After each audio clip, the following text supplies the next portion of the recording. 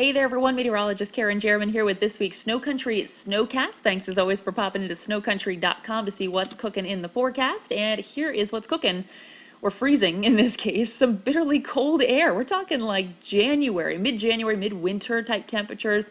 And we've had a shot of that out west, the Midwest, and now the Northeast gets a shot.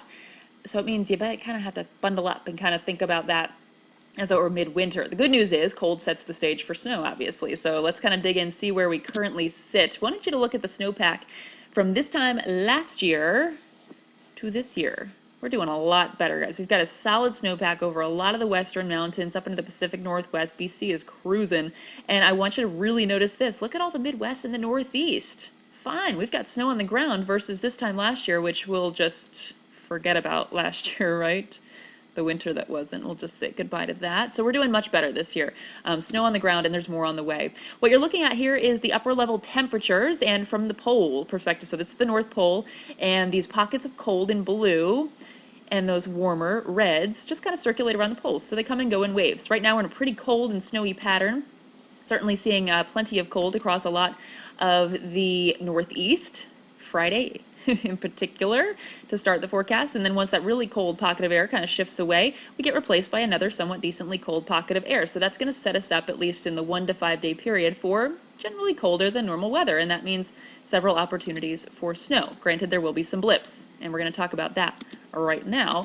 So first, starting in the east, we've got a lot of cold. Guys, it's going to be so cold, like probably near record. You're gonna hear about that Friday morning, especially, and Friday day, pretty cold. So it sets us up as the storm system comes out of the Midwest, pushes up through the Great Lakes, and then that low pressure, that L center of the storm system, rolls right up the St. Lawrence Valley. At first, we get a quick shot of snow. Probably Saturday is a good day.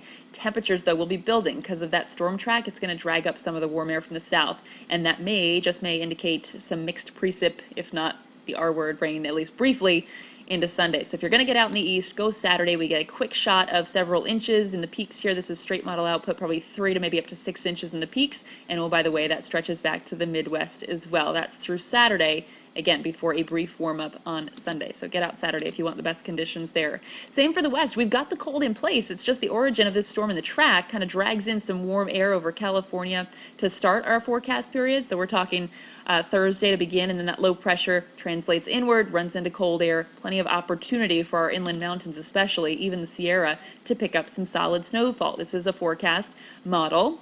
In the pinks, we're talking maybe a foot or so or plus of snow for a lot of Idaho, Wyoming, the Teton area, Colorado, West Rockies, and also into the Wasatch. Maybe even Oregon picks up a lot of snow, but again, we've got to account for some of that higher snow level and some mixing potentially.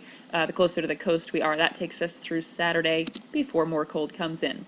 So guys, if we're in a cold pattern now, those blues indicating below average temperatures, where do we go from here? Looking ahead toward the day before Christmas Eve, this takes us through late day the 22nd into the 23rd. The cold air is still in place for a lot of the west, so that's good. Might get some snow there, but a warm up potentially for the east coast. It's not so bad, even up into New England, because sometimes that difference in temperatures can set us up for a storm track. So we'll have to see where that goes farther down the road. So with that, guys, that's this week's SnoCountry SnoCast. You've got some good pockets to look for, getting into the weekend and beyond. Everywhere, that goes into Canada as well. Lots of cold to work with, and if it's not snowing naturally, at least you've got the cold to make some snow. So that's all for this week's SnoCast. Just final considerations here. Thank you so much to our students at Lyndon State College, Christopher, Amanda, Scott, for your weekly contributions and input for SnoCountry SnoCast, and also Professor Jason Schaefer. That's all for this week. We'll see you next Wednesday.